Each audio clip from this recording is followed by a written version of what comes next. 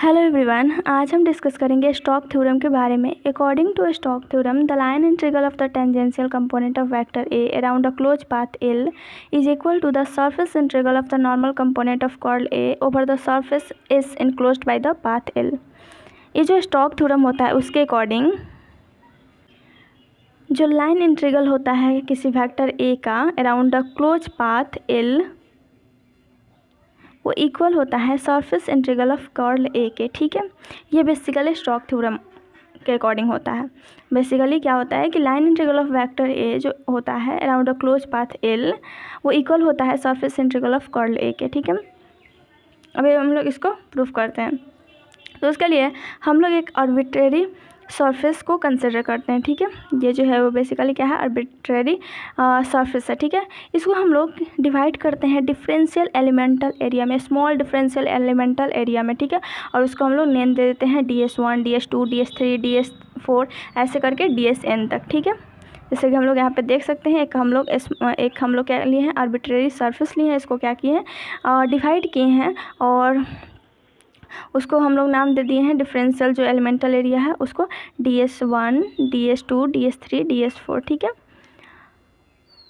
For each elemental area line integral of vector A in positive sense of S that is anti-clockwise and summing all integrals over the surface we see that line integral for internal elemental area cancelled out।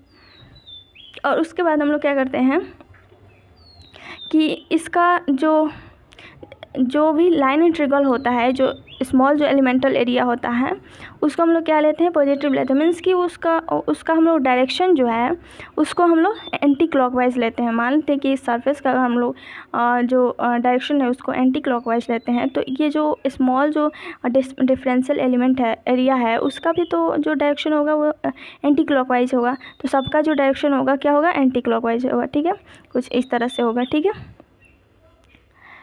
उसके बाद हम लोग देखते हैं कि जब हम लोग इसको सम करते हैं तो ये जो इंटरनल जो डिफरेंशियल एलिमेंटल एरिया होता है उसका जो लाइन इंटीग्रल होता है वो उसका जो इंटीग्रल होता है जब उसको हम लोग सम करते हैं तो वो कैंसिल हो जाता है, क्योंकि यहाँ पे देखिए, यहाँ पे जो है वो इस डायरेक्शन में है और ये जो है वो इस डायरेक्शन में है, तो ये दोनों अपोजिट डायरेक्शन में होने के कारण क्या होता है, ये कैंसिल्ड आउट हो जाता है।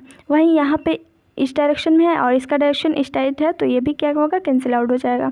फिर यहाँ पे इसका डायरेक्शन ये है और यहाँ पे कोई एक डिफरेंशियल एलिमेंटल एरिया होगा, यहाँ पे इसका डायरेक्शन क्या होगा, इस तरह होगा और इसका डायरेक्शन क्या है, इस साइड है, तो अपोजिट है, तो यहाँ पे भी वो कैंसिल आउट हो जाएगा। ठीक है, बच क्या जाएगा, सिर्फ और सिर्फ एक, क्योंकि यहाँ पे इसका जो डायरेक्शन है ये भी एंटी क्लॉकवाइज है, इसका भी डायरेक्शन एंटी क्लॉकवाइज है, मीन्स कि इन दोनों का डायरेक्शन जो है सेम है, तो ये कैंसिल्ड आउट नहीं होगा। तो वैसे ही इसका ये जो जितना भी इंटरनल एलिमेंटल एरिया है उनका जो इंटीग्रल होगा वो कैंसिल आउट हो जाएगा। ठीक है, ये जो है इसका चारों कैंसिल आउट हो जाएगा, क्योंकि यहाँ पे भी एक होगा, यहाँ पे डिफरेंशियल एलिमेंटल एरिया होगा, यहाँ पे भी होगा, तो ये चारों साइड जो होगा वो अपोजिट ही हो रहा है। ठीक है, अपोजिट डायरेक्शन शो कर रहा है। यहाँ पे भी क्या है, इसका डायरेक्शन कुछ इस तरह से होगा, इसका डायरेक्शन इस साइड होगा, तो ये दोनों अपोजिट है। तो ठीक है, तो ये जितना भी बीच में जो है वो क्या होगा, कैंसिल आउट हो जाएगा। बच क्या जाएगा, जो कि बाउंड्री के साइड जो है उसी का इंटीग्रल सिर्फ और सिर्फ बच जाएगा। ठीक है,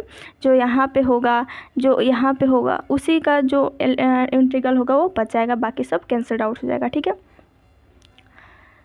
तो यहाँ पे हम लोग क्या लिख सकते हैं इसको, तो सिर्फ लाइन का ही बच जाएगा ना, जो ये बाउंड्री साइड का ही बच जाएगा, सिर्फ और सिर्फ इस साइड का बचेगा, तो इसको हम लोग लाइन इंटीग्रल लिख सकते हैं वेक्टर ए का। वो क्या हो जाएगा, जो कि ये सरफेस है, तो यहाँ पे क्या हो जाएगा, सरफेस इंटीग्रल ऑफ, यहाँ पे क्या हो जाएगा, वेक्टर ए। वैसे ही सभी सरफेस के लिए हम लोग इसका क्या करेंगे, लाइन इंटीग्रल ले लेंगे। ठीक है, तो ये बेसिकली, और इसको हम क्या करेंगे, ऐड कर देंगे, तो यहाँ पे क्या हो जाएगा, कर्ल ए इंटू एन जो होता है वो बेसिकली क्या होता है, उसका स्टैंडर्ड फार्मूला की बात करें कर्ल का, तो यहाँ पे क्या होता है, limit DS tends to 0 into line integral of vector A into divided by DS। ठीक है, तो यहाँ पे क्या हो जाएगा, अगर हम लोग ये जो स्टैंडर्ड फार्मूला होता है उसको सिंप्लीफाई करते हैं, मीन्स कि जो DS है उसको इस साइड लाते हैं, तो यहाँ पे क्या होगा, कर्ल ऑफ वेक्टर ए, इसको हम लोग डेल क्रॉस ए से डिनोट करते हैं, यूनिट वेक्टर DS और इक्वल टू क्या होगा, यहाँ पे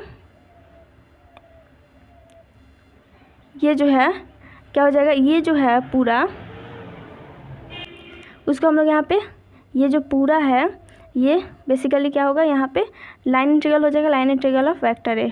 ठीक है, तो यहाँ पे इसको हम लोग सिंप्लीफाई करेंगे तो क्या मिलेगा हम लोगों को, del cross A into D S और line integral of vector A. ठीक है, तो यहाँ पे इसको हम लोग जो कर्ल ऑफ वेक्टर ए है, मीन्स ये जो कर्ल ए है del cross A into D S है, उसको हम लोग क्या करते हैं, जो स्मॉल जो डिफरेंशियल एलिमेंटल एरिया है, मतलब सबके लिए अगर हम लोग जो डिवाइड किए हैं उस सबके लिए अगर हम लोग करें तो क्या करेंगे, उसको ऐड कर देंगे बेसिकली। तो क्या हो जाएगा, लाइन ये कर्ल क्या हो जाएगा, कर्ल ए इंटू डी एस 1 प्लस या फिर ये जो डेल क्रॉस ए है इंटू डी एस 2, ऐसे ही डी एस एन तक हो जाएगा।